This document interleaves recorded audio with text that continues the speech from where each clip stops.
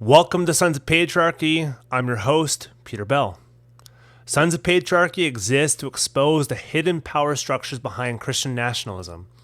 Through survivor testimonies, shared storytelling, and honest expert critiques from across the political, theological, and cultural spectrums, we shine light on systems of abuse and authoritarian control principally focused on Doug Wilson of Moscow, Idaho, and the movements he has founded and influenced, as well as across Reformed and conservative churches. Our goal is not just to inform, how did we get here, and what do we do about it, but to spark meaningful conversations in homes, faith communities, and public spaces about what a healthier, freer, and more just society can look like. Together, we can dismantle harmful narratives and build communities of mutual respect and diversity. Sons of Patriarchy aims to do what Doug cannot. We will unite people. We do not demand you be like us. We meet you where you are. And while you may not always agree with us, we hope we can agree on this. Churches should be safe. You can find us on all podcasting platforms as well as YouTube, Facebook, Instagram, and X, and sonsofpatriarchy.com. Ad-free episodes, bonus content, listening a week ahead of time on both audio and video, monthly Ask Us Anything specials, and many more perks are available across 5 membership levels at patreon.com/Sons of Patriarchy. Much of the same is available via Apple Podcast subscriptions for $4.99 a month. You can give to this work directly at donorbox.com/sons-of-patriarchy. Exclusive Sons of Patriarchy merch is available at sonsofpatriarchy.com/merch. If you'd like to get a hold of us, desire to interview either myself or co-producer Sarah Bader, or you're a news media agency looking for information on Christian nationalism, patriarchy, Doug Wilson, or anything else we covered in this series, go to sonsofpatriarchy.com/contact. Now, on to the episode. All right, well, welcome to the roundtable for Sons of Patriarchy Season 1. We're calling this a sort of post-mortem for everything we just talked about in Season 1, both things theoretical and unfortunately more culturally relevant than we had ever imagined Season 1 would be, with Trump and Wilson and Hegseth and everybody else whom got big and then exploded this series a lot bigger than we had originally anticipated. And so we decided to bring back 3 of our most, downloaded guests from Season 1. We have Dr. Kristin Kobes Du Mez, Sarah Stankorb, and Dr. Russell Moore. Kristin Du Mez is the author of Jesus and John Wayne. She's a professor at Calvin, but is now doing a special research fellowship at Notre Dame. Sarah Stankorb is known for Disobedient Woman, and also her article in Vice on Doug Wilson and the abuse of Doug Wilson's church. And then we also have Russell Moore, who is the editor-in-chief at Christianity Today and has written a few books as well and is well known in these crowds. And Kristin Du Mez was in The War on the Evangelical Fish, our first episode. Sarah Stankorb was on episode number 2, which is When Vice Broke the Dam, Abuse and Secrecy, part 1. And then Russell Moore was in Apostle to the Patriarchs, and that was episode 2. And so thanks for coming on, all of you, to the post-mortem of Season 1. Glad to be here, Peter. Thank you. Yeah, thanks. All right. And for some reason, my camera keeps on going in and out, and we'll figure that out a little bit later. But it's working now, so people can see me on YouTube as well as everybody else. So first question as we get into this, and I'm going to start with the order that the episodes came on for Sons of Patriarchy. So we'll go Kristin, Sarah, and then Russell for the first question. If you can start off, since Season 1, since the late October election, everything else, what have we learned over the past few months, both with patriarchy, with Christian nationalism, with abuse in the church, abuse in politics, abuse across all these cultural sectors? What have we learned in the past few months? We have some big news to share. Sons of Patriarchy will complete its final seasonal episode on January 26th. It's been a wild ride. We cannot express how much every single listener has meant to us, the community of Moscow, and the movement to resist the rise of Christian nationalism, patriarchy, and everything Doug Wilson represents. With that said, we are relaunching as a weekly podcast on February 16th.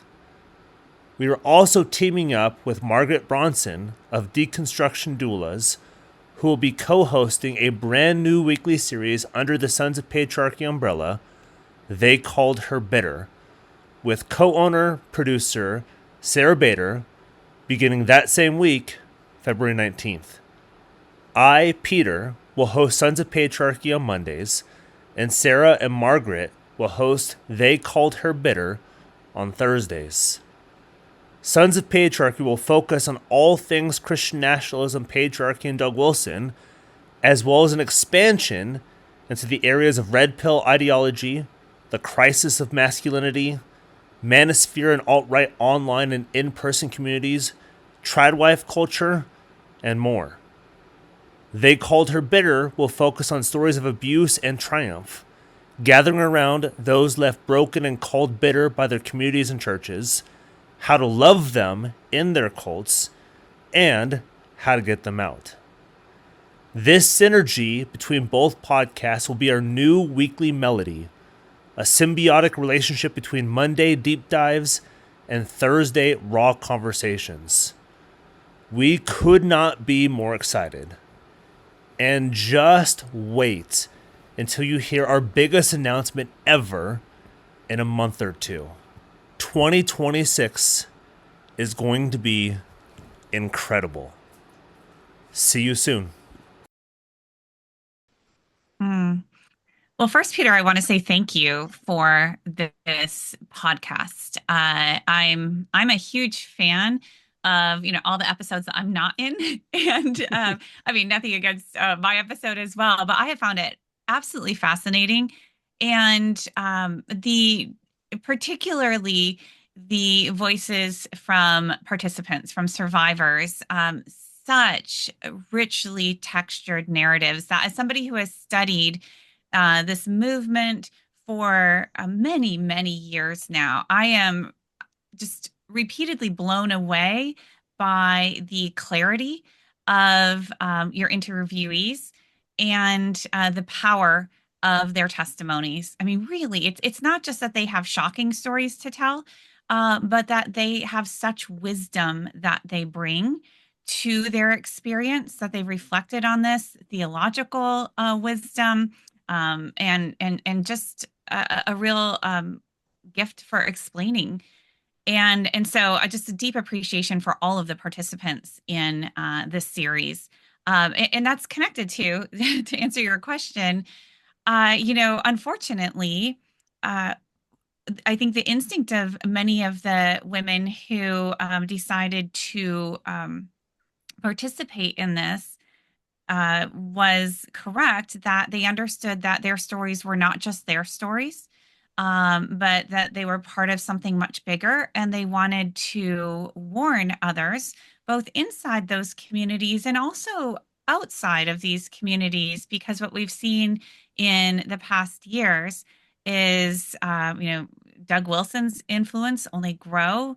This kind of extreme patriarchal hierarchy really kind of go increasingly mainstream, and now very much shaping our country in this moment. And so this is absolutely a moment where we need to heed the voices of those who can tell us what this is actually about and what the consequences really are for Christians and for the country at large. Yeah. Sarah, you next.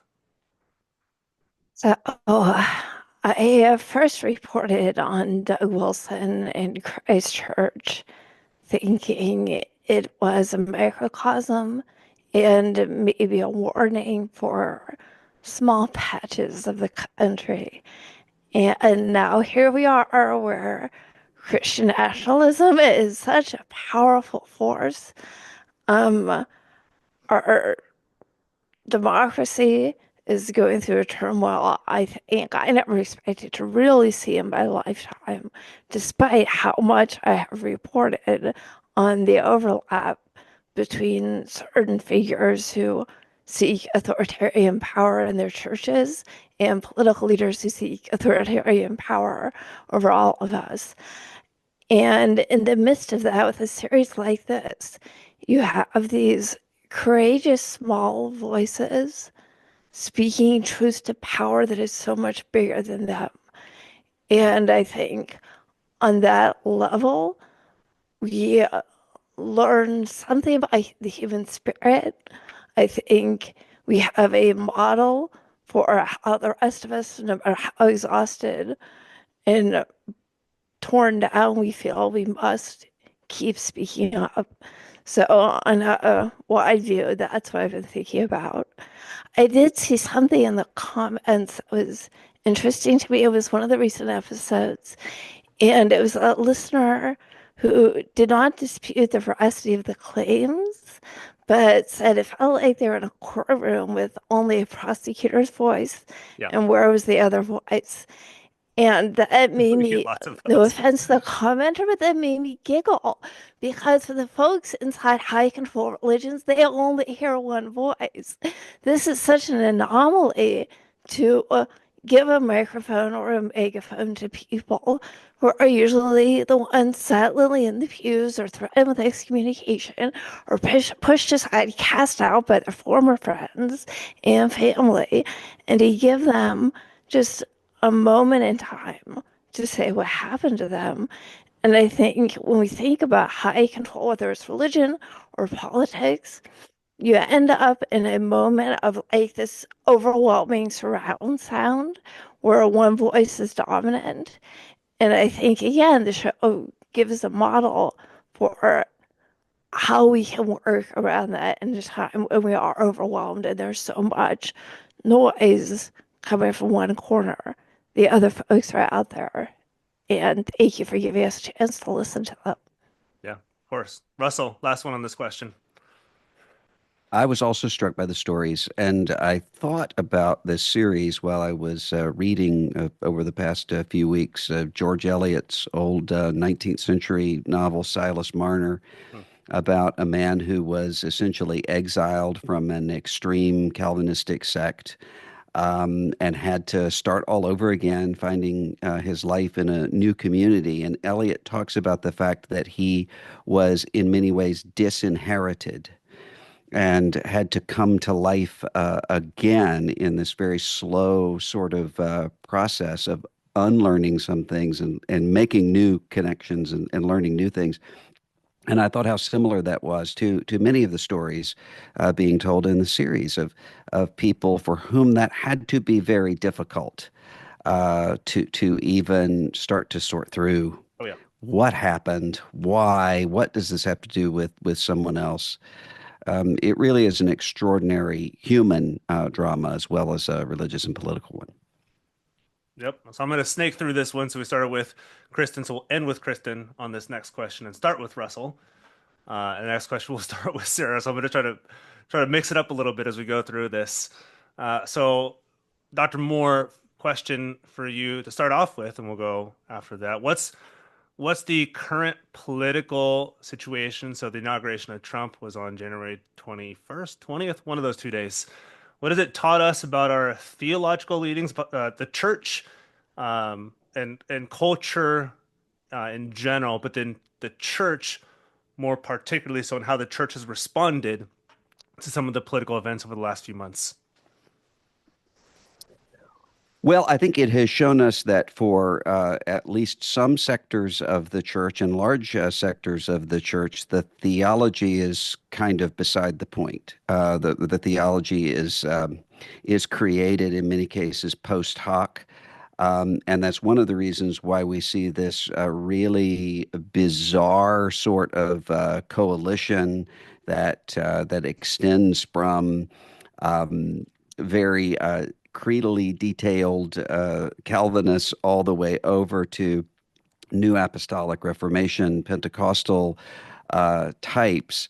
And it seems to me that one of the things that we're seeing is that there's been a marked marginalization in terms of actual political power since the days leading up to the election of the kinds of Christian nationalists that we're talking about here. They have a huge megaphone, but the people who seem to be actually around the president and in the halls of power are increasingly Pentecostal and able to speak with a supposedly direct word from God about the anointing of these various political places.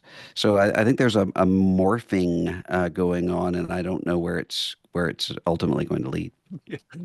Yeah, I'm almost done with Catherine Stewart's Money Lies in God. Oops, my video just went out again. It'll come back. Um, and I'm interviewing her in like a week and a half or 2 weeks about her book as well. And it's funny when all the Christian nationalists kind of decried Paula White as being the White House faith correspondent or faith leader, whatever it is. And all of us are like, well, of course that's what's going to happen. That's she's Hmm. a super well known and part of this movement too. But it's like the least common denominator that they'll start off with, and then get more extreme from there.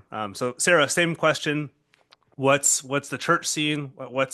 How's culture reacted to the past few months, more particularly too?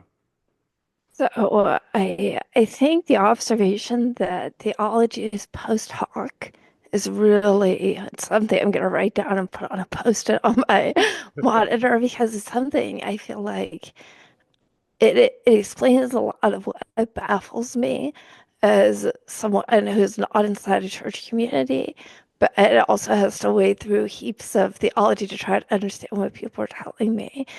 Um, I think since the election and the firings of federal workers, the turmoil with just the security of our basic, financial information, there are a lot of people who are just scared. And when people are scared, they're often drawn to authority figures. And part of that is so you can be in the in group and feel protected. I don't know what that's going to mean, but what I do see just in walking around in the world, and I live in Ohio, doors with a big old poster with Trump after the assassination attempt, blood trickling down his face on someone's front door of their house. I've seen a former student who loves Jesus, mostly posts online about how much she loves Jesus, in a photo next to a cardboard cutout of Donald Trump's head photoshopped onto Rambo's body holding a machine gun. And like none of this is new, but I feel like the idolatry, if I dare use that word, has become more apparent and more brash. Um, and I think the thirst for power has become more transparent, um, both politically, but I would argue also for those who see their influence in the Christian world gaining. And power is such a justification for so much that they do. And maintaining authority is really the goal here. The rest of it is gravy. The rest of it, whether that's book sales or number of people in the pews, all of that is just part of this broader culture that we're seeing. And I don't know what that means for a regular believer, other than the lines around the camps are getting much more brightly drawn. Yeah. And Kristen, last one for this question. Yeah, I'm thinking about this theology being post hoc. And in a way, yes, I can see that, but I want to push back against that just a little bit. Because I think it depends what we mean by theology. And if we're meaning kind of the traditional theological issues that have long separated various strands of evangelical, fundamentalist, Pentecostal, independent charismatics, right, from each other, then yes, perhaps But there's more to theology than just that. And what we've seen uniting many of these strands is a theology of power, a theology that through various kind of intellectual underpinnings separates into like those who have God's truth and everybody else, this kind of us and them mentality, theologies of authority and hierarchy and power. And this is where you can see some real connections between Calvinists of the Doug Wilson variety, who have been influenced by Rushdoony's Christian Reconstructionism, and we see that Rushdoony's Christian Reconstructionism combined with charismatic strands in the Seven Mountains Mandate. And so, again, you have this kind of common theological root here that I think has shaped Christians and evangelical Christians in particular across many kind of traditional theological divides. And then the average Christian also consumes various strands at any given point in time, right? They may tune into, a televangelist on Sunday morning and they're listening to Christian radio over here. And then on Facebook, they see a post from coming from Moscow. And so there's, it's a bigger kind of religious and theological orbit, I think. And I see again a lot of kind of common um, uh, sense of theology across those spaces. That said, unity is a lot easier when you have a very clear enemy and a very clear purpose, which they had before the election. Once you have power, that's when we would expect to see some elbowing for position, and then some real fights, right? Who gets to decide what Christian America actually looks like? Who gets to be on top, right? There's a lot of egos in the room. And while I'd agree with Russell that those who seem to have a Donald Trump's ear personally tend to be from the charismatic side, when we look at those inside the administration, people like Russ Vogt and others, you can see kind of the other side coming in a bit and look at Project 2025. And when you track some of those networks and alliances, that's when you move away from the charismatic side and into some of these other spaces. But it's really the power of the movement is the power of all of these strands working together. And even though we see some infighting right now, I'm not putting too much stock in that because I think there still is a common vision. And right now, it's not just a Christian America where they're going to be contesting exactly what that looks like, but it is, in fact, the destruction of liberal democracy that still unites many of these folks across these various traditions. And I think that is a project that is ongoing as we speak. Yeah. So, Sarah, I'm going to start with you, since you've done more pointed work on Moscow and some of these church abuse situations. Then I'll go with Kristin and then Russell after that. So, a lot, as you've all shared, to half of our series and their longer episodes to have focused on situations of abuse. Women have been abused, men have been abused spiritually, sexually, physically, emotionally, in all sorts of different ways, which is kind of how does this affect the ground level? How does it affect the church? These things that come from either Washington or how the church is complicit in a lot of these things as well. So how in this time, especially with how fraught things are, and our whatever our proclivities are or thrust is in the church, how should we care for those who are abused in the church, and whether that be abused from within the church or they've experienced things outside of the church?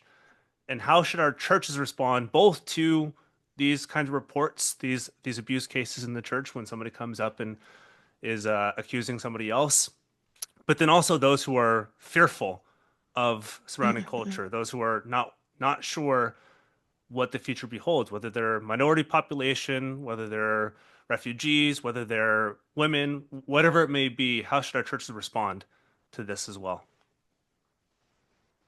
Uh, um, I think honestly, the first step is basic vocabulary. There are plenty of people who don't know what spiritual abuse is. They may have experienced it. They may be plagued with a sense of loss, attachment to God or their church, their community, but they can't put a word to it because they just don't know what that really is. And I think with Sons of Patriarchy and other podcasts and other accounts on social media, people are starting to understand what that is. So that's one thing. I think modeling being a space where people can tell you the worst thing that happened to them and not fear immediate reprisal is huge. I at this point cannot estimate the number of people I have interviewed who have suffered enormous abuse, who, when they bravely step forward, were either blamed, were ostracized, were doxxed, were Mhm. threatened with murder. Like, the toll that you confront, and this is within the church, Yep. is so daunting and painful and ugly. No one's excited to talk about abuse in the church, especially those who are accusing abusers. Rightly so. Yeah. Your life turns upside down. Or you're asked to sign an NDA so that you can never talk. Yep. Most survivors out in the world never tell their stories. Even just showing it can happen, that you can tell the truth safely, is a huge gift to people who may never tell another soul what happened to them. To see that in this world there are places that are safe. Having written a book, the Disobedient Women book, that focuses so much on abuse, almost any time I am in public with that book, someone comes up to me and I see it in their eyes and I know they're going to maybe tell me something, maybe not be able to speak because they're so overcome with emotion. I've had people in their 60s, 70s, 80s tell me something they've never felt safe telling anyone, even within their church that they still love, that they still attend. So, opening up those spaces, I've done events with pastors, and that changes the dynamic within the church. That we've brought in someone who's going to show we can talk openly about this. Um, I think being ready with resources as you have been, I've loved hearing you repeat ways to reach out for help and how people can get help. That's what we need. We're dealing with trauma, deep, lasting trauma, and being ready to maybe not catch all of it, Hmm. but We being can't. ready Yeah. to just be there and listen is a huge gift. And I think as we enter a time where a lot of people are also facing tremendous trauma, the churches that are standing up and suing for their right to offer sanctuary to refugees, they're doing similar work. They're creating a space that is safe to exist. And and this is a non-believer talking, but I see a whole lot of space Yep. for the churches to step up and do something incredible for this country. I hope they do. Yeah. Kristen, same question. Everything that Sarah just said. Um, those of us who have spoken out publicly on the issue of church abuse carry dozens, if not hundreds, of stories that are not public. And these are horrifying stories. And so, what we actually share and discuss really is just the tip of the iceberg. And the question was how to care for survivors, for victims of abuse. And one thing I think that we owe survivors is to show at least as much courage as they have, to bring their stories to light, because the vast majority are actually speaking publicly, knowing it will come at great cost to themselves, and doing so because they feel a moral obligation to keep this from happening to other victims, and a moral obligation for those inside the church to protect the witness of the church by doing justice and calling out evil, right? And as Sarah said in earlier in this podcast, these are little voices, right? Little voices of people with very little power. I mean, they're strong voices, but these are people who do not have platforms. No. These are people who have often been driven out of their homes, their hometowns, their churches, and their own families in some cases. And still, they have had the courage to speak truth to power, again, at enormous cost to themselves. And so when I look at them, I think that we, the rest of us, whatever our role may be, have a moral obligation to do no less.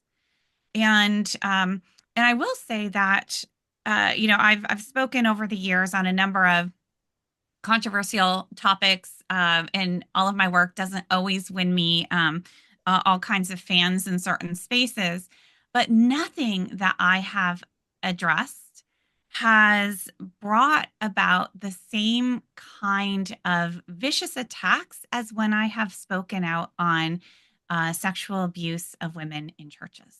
I mean, hands down. And that's just something worth reflecting on. So part of my concern right now in this current political moment is that, yes, people are afraid. And frankly, rightly so. But I have seen how little courage so many Christians had before we were in this perilous moment that we find ourselves in politically. And when there really was not much to lose. And now I think the further that we get into this administration, the more each of us may have to lose. But that doesn't get rid of our obligation to do what is right. And so I think that the best way of caring for survivors and honoring them is simply to do what we are called to do in every situation, which is to speak truth and to do justice. Yeah. Russell, last one on this question. I agree with that. And I think one of the things that we've seen over the past several years is the way that there has been overt and covert retaliation against those who tell their stories and those who stand with them. And usually that goes on for years, sometimes a decade and more. After the story has been told in a number of ways. Some of it is in terms of kind of social media mobs and so forth. Some of it has to do with lawsuits. And I know many people who have come forward, told their stories, who are now being sued in cases where quite likely they will win. But even if they do, they're tied up for years. Yeah. And as one person said to me, I also have to now go back and repeat this very traumatic story over and over and over again. Um, the financial devastation of it, to the emotional devastation of it, and then probably even most of all, the spiritual devastation of many people who have told their stories or have said we ought to listen to the people who are telling their stories are themselves designated as divisive and as those who are disturbing the unity and sometimes using using concepts such as the more you do this, the more that you're hurting the missionaries who are sharing the gospel around the world because people won't give, and that means you can't send, and that means people can't hear. And that's a really uh, psychologically paralyzing sort of tactic that's often used. I was going to ask what still needs to be done, but that doesn't seem quite like the right question on this.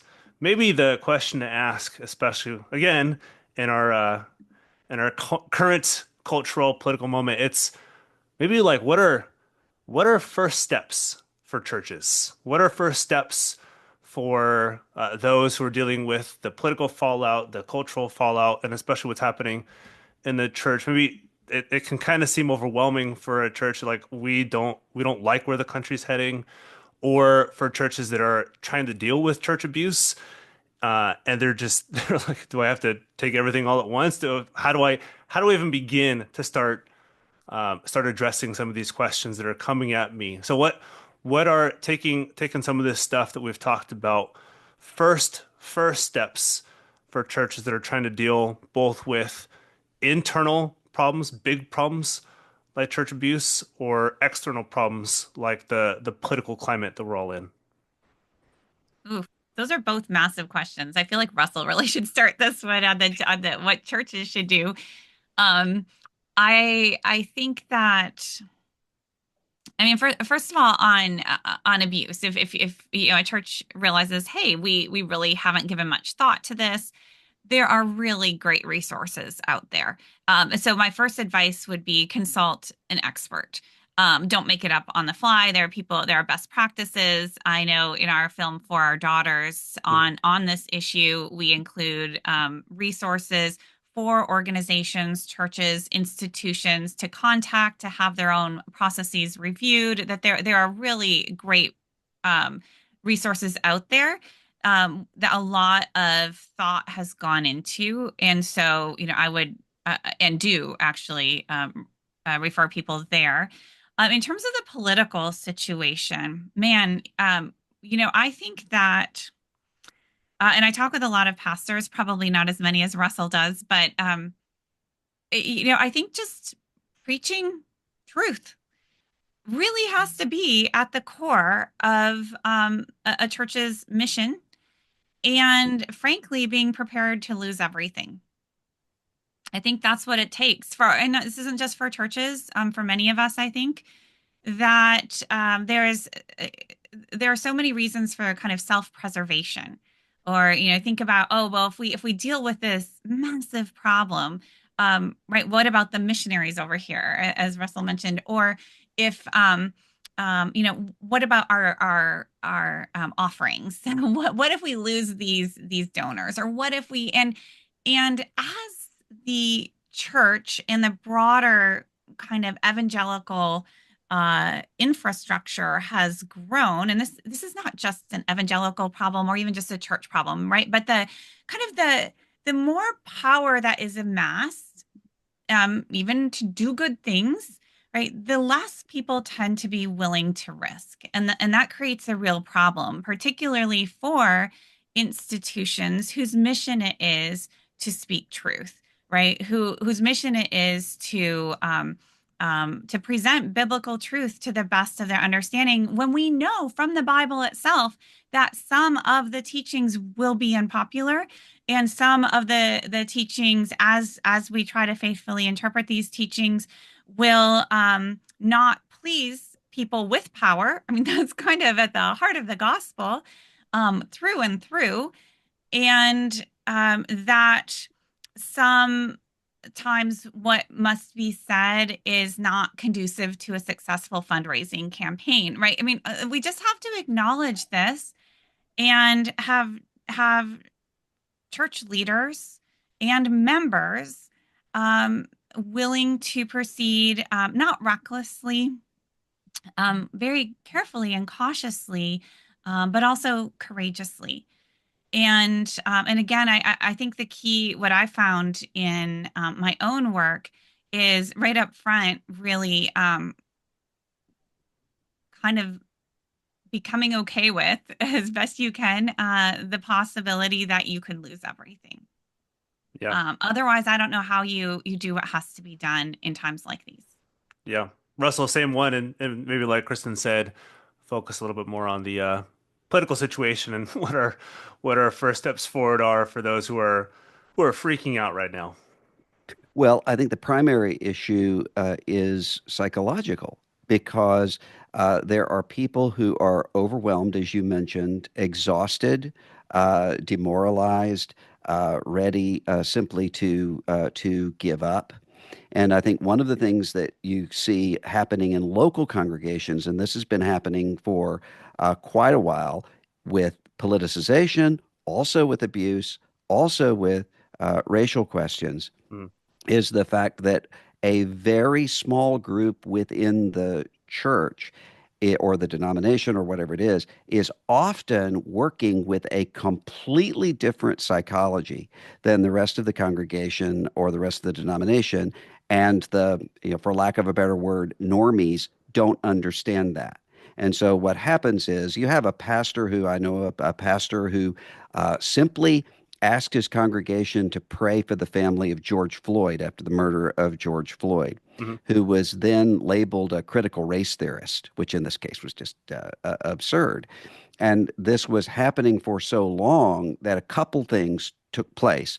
One is the pastor started self-censoring about anything that might, just because I don't want to deal with it on Monday. And there were people within the congregation who eventually were so worn down by all of this that they were angry with the pastor. Why are you always so controversial? What can you do to make them happy? That is a psychological mismatch that is always going to lead an organization to extremism. And then the second thing that I would say about this is there is a sense of, with that exhaustion, if we just want a very quick fix, tell us what to do. And when we do it, then this is over and we can go back to normal life. When this is an ongoing, long-term sort of an issue. And the final thing I would say is similar to what Kristen just said.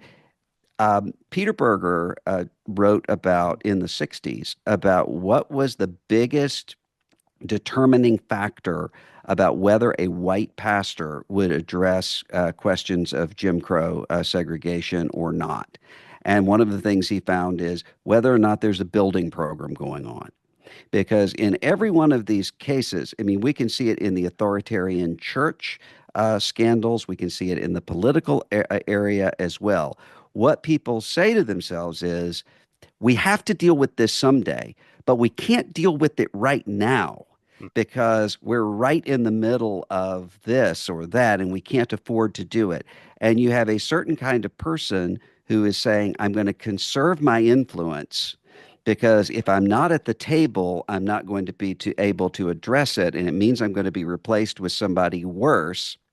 And so the minute, though, you do address it, you're by definition no longer at the table in these sorts of authoritarian structures. So it means these things can never be addressed. And so you end up with a situation where someone would say, well, someone has to deal with this, but it can't be a Liz Cheney type. Well, Liz Cheney wasn't a Liz Cheney type until she dissented. And Mhm. then, so the very definition of using the influence means that people are going to say, you're not the right one to use that influence. And that happens all the way down to congregations of 30 people, just as much as it does in the United States government. Yep. Amen. That was good. And then Sarah, last one on this, and I'm particularly interested in yours because you come from outside the church, reporting on some of these church issues as well. So somebody coming from outside the church who's invested in the church, who's like, just don't hurt people in the church, don't mess with the church, don't abuse people in the church, and also beyond that, don't abuse humans, just in general. Well, just a blanket statement, Mhm. don't hurt humans. Um, if you can help with some of this stuff too, especially with some of your reporting and those you've talked to, because you are highly regarded in these spaces because of some of your work too. So if you can talk to those churches and pastors who are trying to figure out what do I do? I will, hold on. I will admit to being impatient with this question. Not that you asked, Yeah, but that it still needs to be asked. yeah. We are so far past the point of people needing to learn first steps There have been years and years and like I just interviewed one of the editors from the Spotlight investigative team from the Boston Globe. We're 20 years into at bare bones knowing what's going on. Do you do the job? If you're going to take responsibility for a group of people, do the job. My kids go to a public school where their teachers are trained to put themselves physically in front of kids or a gunman to come into the room. You are in charge of the spiritual lives and protecting, the physical, mental lives of your flock. Do the job. That will include, for those who don't know already, when a crime is reported, do not seek loopholes and instead act like the mandated reporter you are in many states and call the police. If there is abuse within a church, third party investigation so that it is not flawed by people trying to protect the institution or themselves. Learn what pedophiles look for, not just in children, but more often in their parents, vulnerable parents who seek out or at least are willing to accept the assistance of a caring, seeming adult. These are very basic things. A denominational database, SBC, when there is a long list of abusers that is known and that your church body has asked for. These are basic, basic things.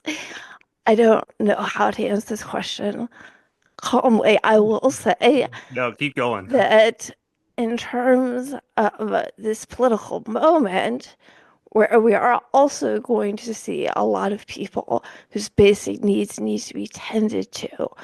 The church has an opportunity. We were talking during that break there about the sin of empathy Mhm. and how that's getting tossed around as if it's actually a sin sent down from on high. Yeah. And I mean, I went to church. I went to div school. The whole love your neighbor thing was probably a more apparent theme than concern over the quote unquote sin of empathy. And in this time where the American social safety net is already growing bigger holes and is in threat of collapse, I think churches can be a hub, not just for Christians. Feed your neighbors, protect your neighbors whose families are under threat, love your neighbors. And if we are to live in a quote unquote Christian country, I would like the Christians who love their neighbors to please step up. I had to take my jacket off. That was phenomenal. I watched the video of the sin of empathy that everybody else is talking about. Yeah, I'm in full and complete and entire agreement. So Russ, I'll start with you. The last two questions. I know this is a big question, and kind of like Sarah said, it's kind of unfortunate we have to ask and keep asking this because everyone's asking this question over and over and over and over again. Maybe just more minutely or focused over the next few years. I'll say within this administration and kind of a little bit after that too. I guess realistically, what do you see the church going through? What do you see some of the issues the church is going to have to face over the next few years, both as it relates to church abuse, sexual abuse, spiritual abuse, but also as it relates to our relationship with culture as a whole, how we engage with some of these issues and questions. So I know that's a big question, but maybe just the next few years, what do you see, and also diagnosing what that looks like over the next couple of years? I don't know. And I think if there's one thing that we have seen over the past several years is that um, things can be warned about and pointed out, to which the response is going to be, oh, well, it's not that bad. And then when it becomes much worse and extreme than that, it by that point it has already become normalized. So the situations that we're facing right now with the political situation, the abuse situation, the authoritarian mindset across the board, it's almost like the problem of the smartphone, where there's no real time between, oh, that seems science fiction-y. We're not going to have to worry about being connected to the entire world with a piece of glass in our pocket. And, well, I mean, what are you going to do? There's very little that happens so quickly. And so I think we have to have people who are willing, as we said before, to lay things down and also to live with a certain amount of uncertainty.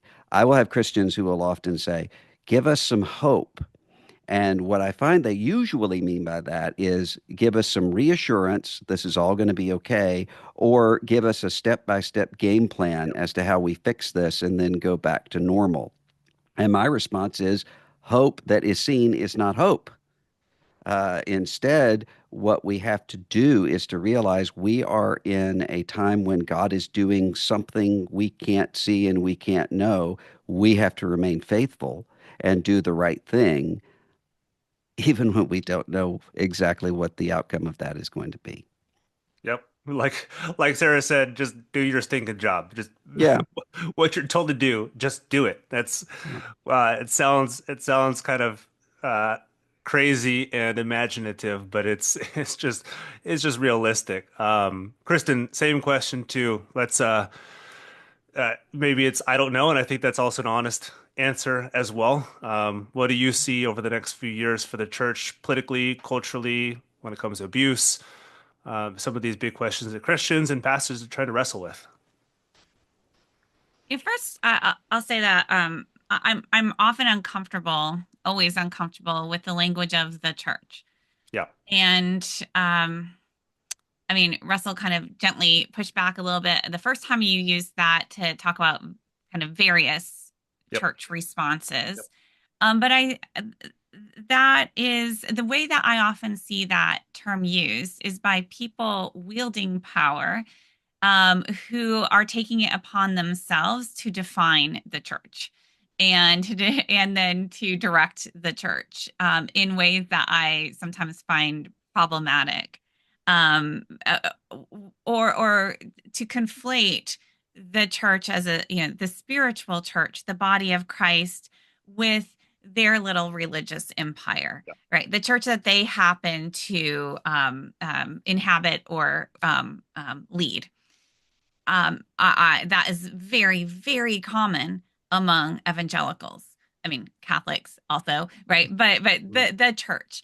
Um, so I think we have to disconnect the church as a spiritual entity from any kind of earthly manifestation of it, and then hold that as an ideal of, what does it mean to faithfully follow Christ? And so, if we look at what that might look like in the coming years, it may actually be quite disconnected from many religious institutions.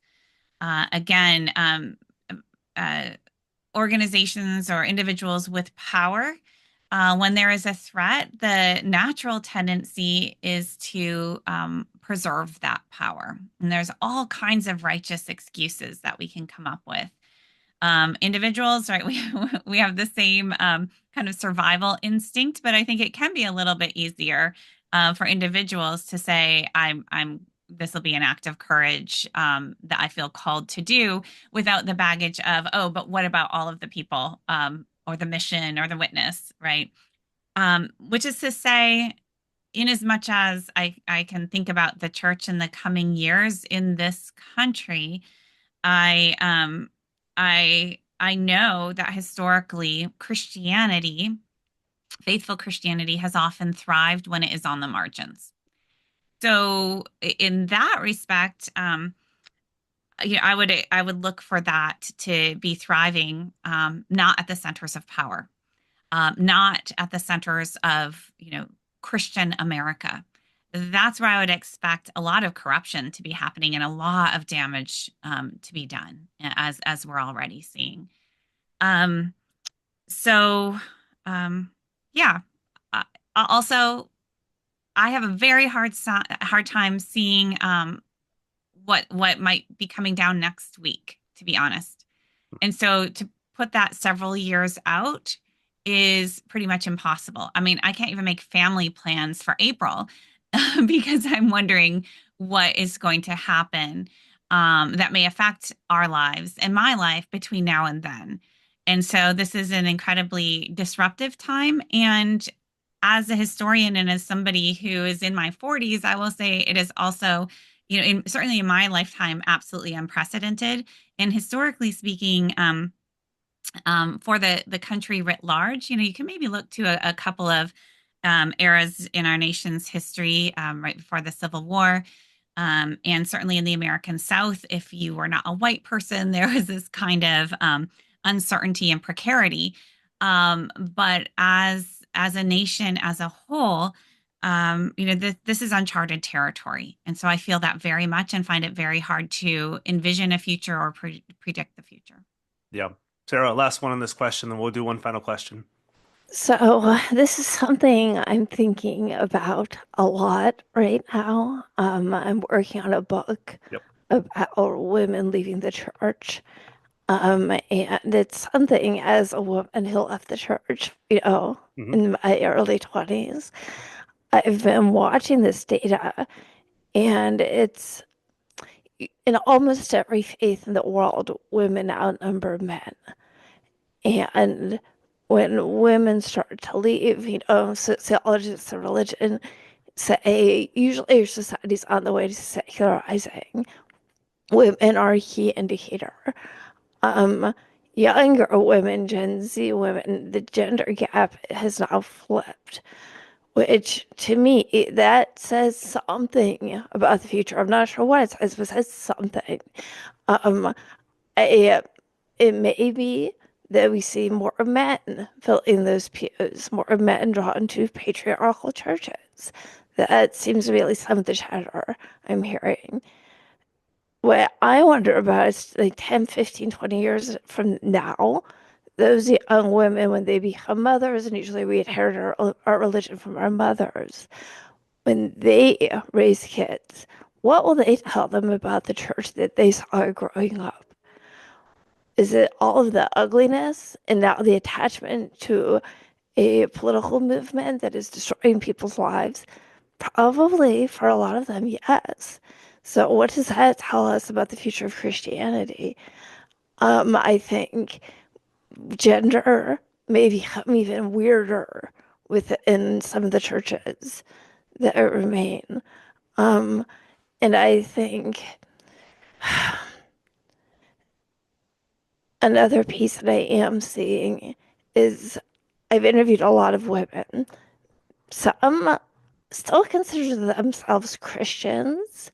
They just would never step foot in a church again. So, what Kristen was describing, those small pockets of the Christian faith on the margins, I'm hearing that in my interviews. What I'm also hearing is a lot of women raised in the church in a variety of denominations who feel this association, whether it's with Christian nationalism or patriarchy or just the Christian right, moral majority. They don't want anything to do with the church. They don't want anything to do with their childhood faith due to those associations. And they still believe in something. They may believe in God. They may believe in the goddess. They may pray to their ancestors. They feel safer forging their own spiritual path than being in a church that could harm them or at least work against them politically. And so I don't know what all that means, Hmm. but it's a list of indicators that I do think are significant. Yeah, that's really helpful. So last question to wrap this up, and Russell, I'll start with you, and then I'll go to Sarah next, and I'll end with Kristen. Um, and I was talking about this when my video cut out, but I'll end it with this. I think again, I won't be too broad, but you can say that the White Evangelical Church is probably most focused on DEI mandates or getting wokeism out of our church or getting it out of the military, and they're super stoked on Hegseth and getting this out of there. And 19th Amendment issues and racial issues and getting CRT out of our schools. So that seems to be, and I guess, an amalgamation of all the the things we got to really focus on over the next couple of years and the next couple of months.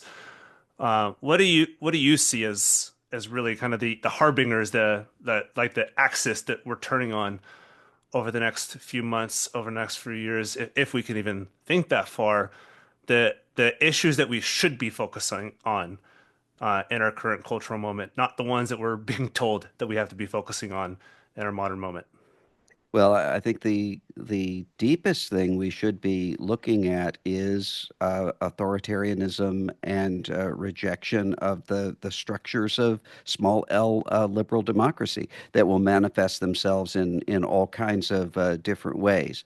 And along with that, a lowering of expectations of what it means to be a human being, but primarily to be what the Bible tells Christians virtue and obedience look like. So if you think of the kind of reaction that Donald Trump had years ago to Vladimir Putin when he said, "Well, yeah, he's a killer, but we kill people too." The assumption being uh, this is the way everyone is, and if we're not like that, then we're going to be taken advantage of. I've seen that happen in the church all over the place, where the assumption is, I mean, come on, Sermon on the Mount, get real. Yep. We have to embrace cruelty. And so what you have is a hollowing out of Christianity and a replacing of Jesus with Thor that we have seen in other times in history, never to good end. And you have to have people who recognize what's going on. I think often of the scholar Ernst Käsemann, who was arrested in 1937 in Germany for giving this sermon that ended this way. Blessed be our enemies, for they teach us with all their bluster, even better to know what right faith, true peace, and eternal joy are. We do not want to change places with them, whatever they want to have, to plan, and to do. Other lords besides you rule over us. Certainly we know it, and discern it afresh every day, but they hold rule over what is merely the dust of the earth, and they themselves clearly know that, and that knowledge makes them furious. I think we have to recognize that now. Hmm, that's good. Sarah, same question. What should be biggest on our radar over the next few months and years? I mean, I'm revealing my bias here, Yeah. but I'm very worried about the truth tellers. Yeah. They are a major threat to authoritarians. Um, Whether it's being squeezed out of, the White House press pool or being attacked online. Um, Honestly, it's a lot of the same weapons that have been cast at abuse survivors that are also being thrown at journalists. Um, like Dr. Moore was saying, it doesn't matter if they lose when they sue or threaten to sue you. Hmm. What matters is that they make it costly, they make it taxing to tell the truth. We already live in a time where there are there are some newsrooms that can handle covering religion and the delicacies there, but it's not broad. And so, if those who are in those spheres who do understand these intersection points between religion and what's happening politically, when they're silenced, I think we're all in quite a bit of danger. And I think you, Peter, in this podcast, you're a special case. Um, I've written a lot about bloggers in the early days of the internet who took to the online world to expose what was happening. And they did so before the reporters could get those stories through the legal team. And then we relied upon them in order to get those stories out there. I don't know, maybe podcasters are one of the new fronts in this. And that's not to say you are immune to threat of lawsuit or any of that. other fear-mongering stuff, but you're doing it anyway. And I think seeing that it's bolstering to the rest of us out here trying to do the same work from other angles. So just thank you for that, and thank you for the survivors who filled up this series, because all they have on their side is the truth, Hmm. and they leaned on it, and that's something that matters to me. Yep. Yeah. It's 1000% them. It's very little me. I just hit record and then Mm, publish it. So they do yeah. all the hard work and went through all the hard work and then still go through hard work. And I just happen to be the one who they talk to. So Kristin, last one on this question.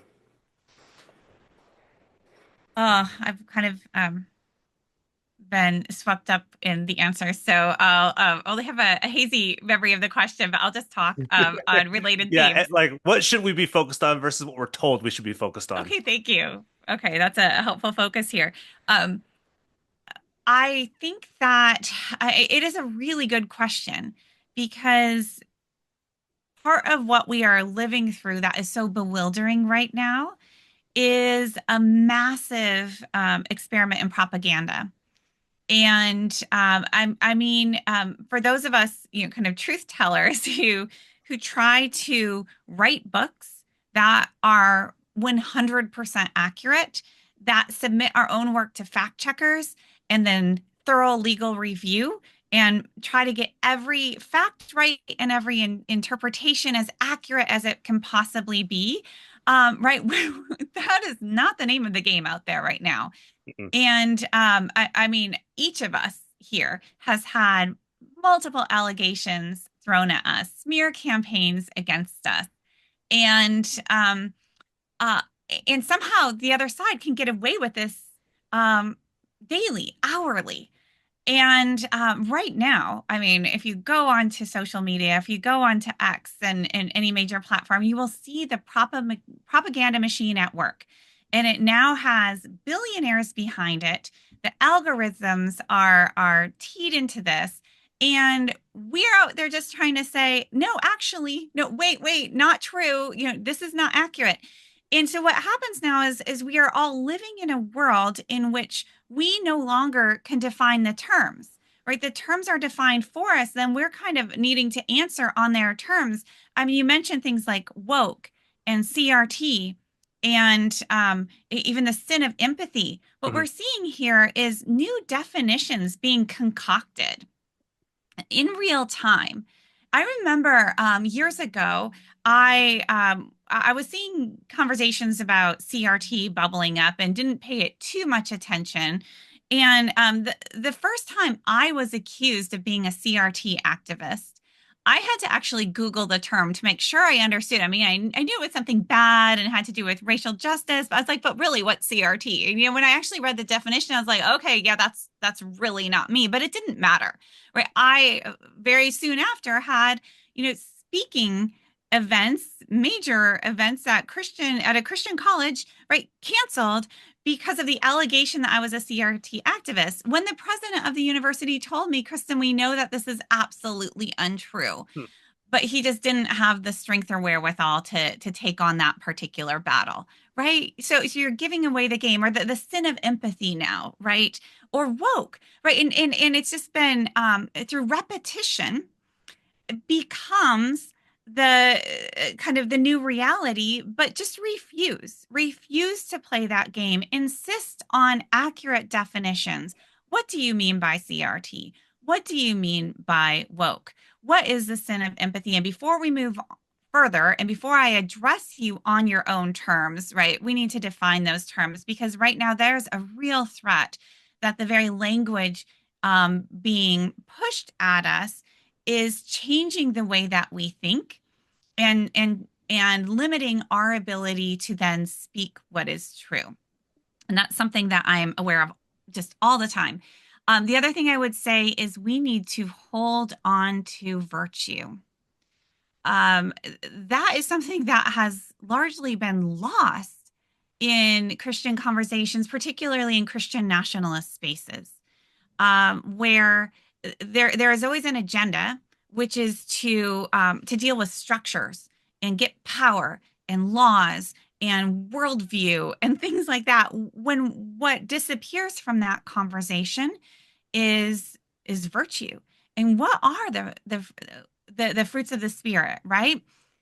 We have a pretty clear list, and it's remarkable how little you hear of things like kindness, goodness, gentleness, self-control. We have requirements for pastors in the New Testament and Mhm. pretty high standards of character there. They are, when do you hear about those in these spaces?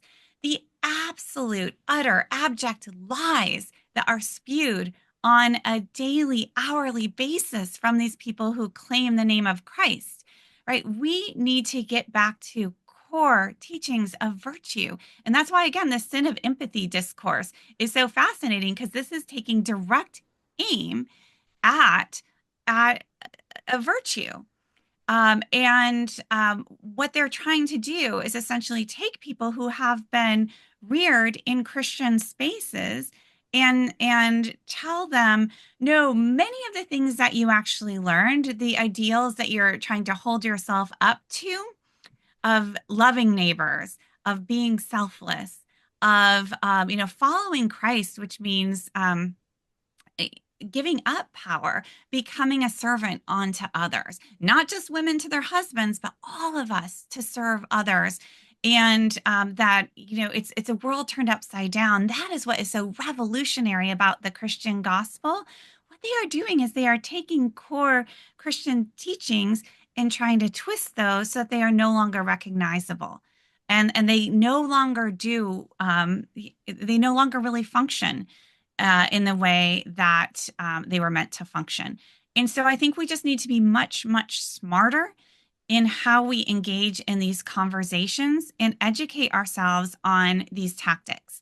And these are, I will say, one thing that has not been surprising in recent weeks is just how closely this movement that we're living through right now resembles the authoritarian playbook.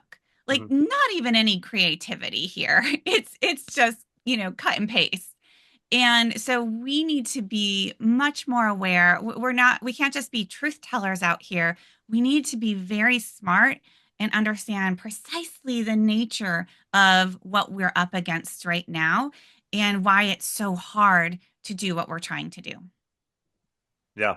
Again, amen to all of that and amen to the whole conversation. And I want to thank each one of you, Kristin, Russell, and Sarah, for coming on, for being our first few guests and really giving us some reputation on the front end and helping us out. And then every other guest and every other survivor who's come on. This series would not be what it was if it wasn't for all of you and all of the survivors who spoke out. And end of season one, but we got some fun stuff planned for season two.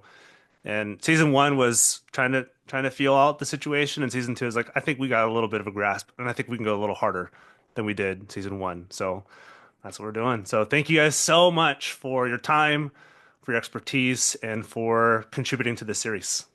Thank Thank you. you, Peter. Thank This you, is Peter. such a labor of love and just deeply appreciative of what you've done.